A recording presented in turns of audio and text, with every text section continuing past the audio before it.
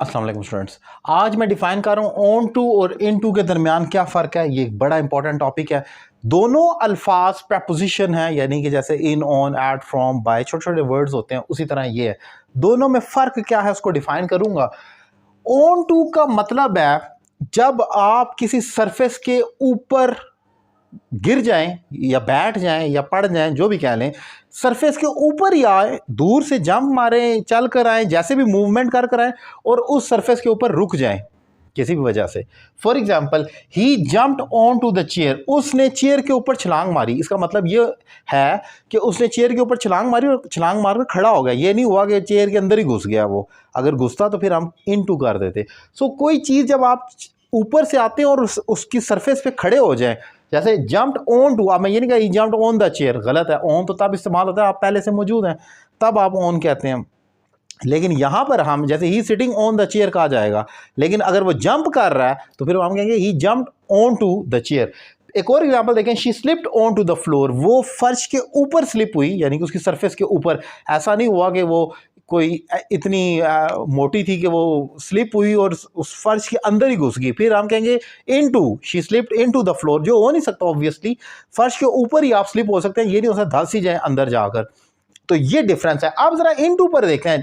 On to का तो मैंने आपको बताया ना कि आप सरफेस के ऊपर बैठें, गिर जाएं, जो मर्जी करें, बाहर से आए और सरफेस के ऊपर आकर बैठ जाएं या गिर जाएं, ऑन टू हो जाएगा। इन टू ये है कि आप बाहर से आए, दोबारा सेम सिचुएशन हो, लेकिन आप जो मैंने पहले कहा ना, जैसे आप उस जमीन के अंदर धंस जाएं, छलांग मारे और अंदर ही घुस जाएं, तो वो इन टू है।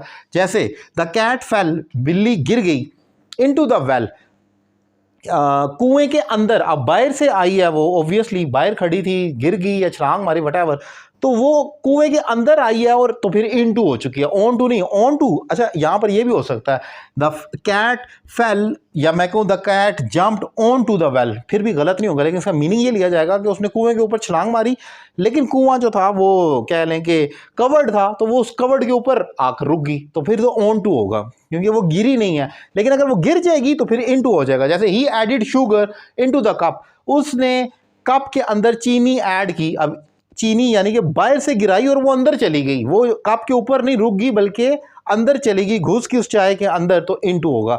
सो this is a difference, very very simple difference. I just try to convey my lecture in a very easy way कि आप डिफरेंस कर सकें बेसिकली कि ऑन टू जब सरफेस के ऊपर आकर गिर जाना है और इन टू जब अंदर चले जाना है, बाहर से आए और अंदर घुस जाए।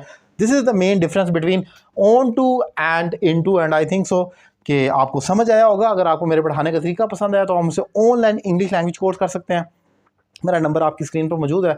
एक रीजनेबल फी पे करें, घर बैठे मुझे ज्वाइन करें और अपनी इंग्लिश में एक ज़बरदस्त इंप्रूवमेंट लेकर आएँ। Thank you very much.